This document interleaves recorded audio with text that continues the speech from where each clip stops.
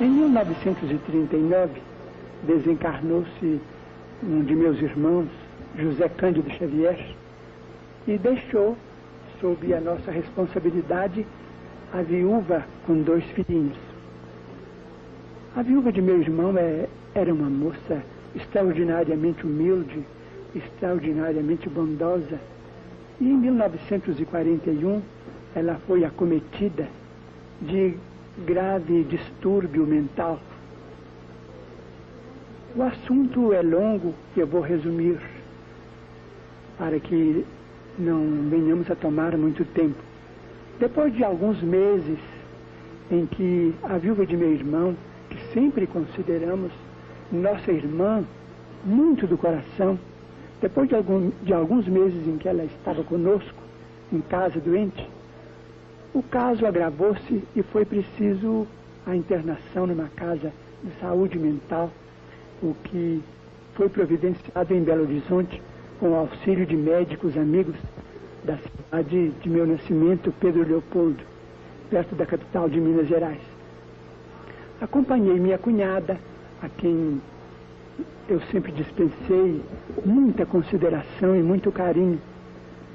E depois de interná-la nessa casa de saúde mental, observando o estado de muitos enfermos que estavam ali, naturalmente abrigados, com muita segurança, com muita proteção, muita assistência, mas voltei para a nossa casa com o coração muito abatido.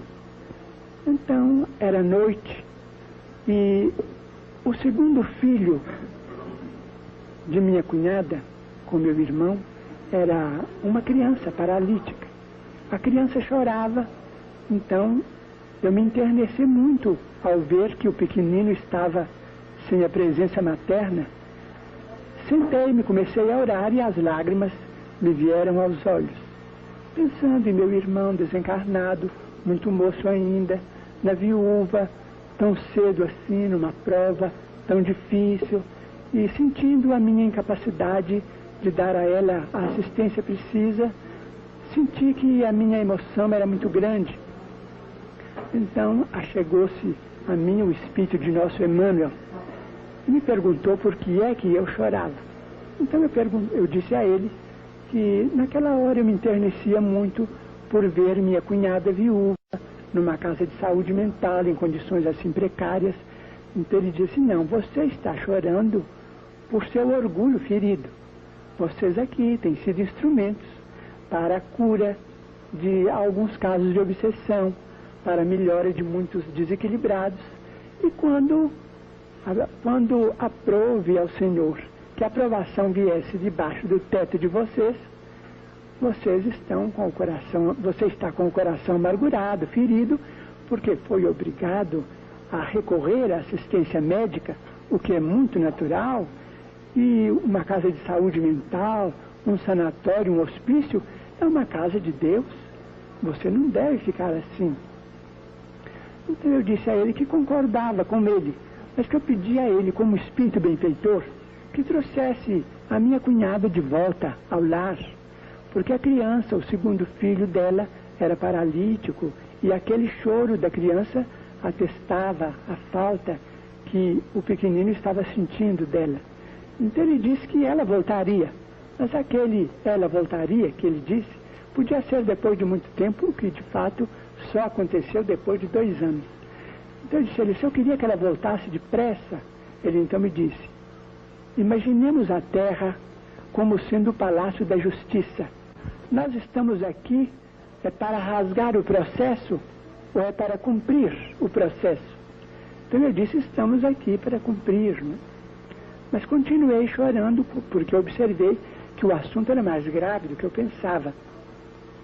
Então ele disse assim: por que você continua chorando? Eu então, querendo me agastar muito indevidamente, porque a minha atitude era desrespeitosa diante de um amigo espiritual tão grande e tão generoso, eu disse: eu estou chorando porque afinal de contas o senhor precisa saber que ela é minha irmã. Então ele disse assim: pois eu me admiro muito, porque antes dela você tinha lá dentro daquela casa 300 irmãs e eu nunca vi você ir lá chorar por nenhuma. A dor Xavier não é maior do que a dor Almeida, do que a dor Pires, do que a dor Soares, a dor de toda a família que tem um doente. Se você então quer seguir a doutrina que você professa, ao invés de chorar por ela, você tome o lugar dela ao lado da criança que está doente, precisando de calor humano. Substitua a nossa irmã, que assim você vai exercer a fraternidade. Foi uma lição que eu não posso esquecer.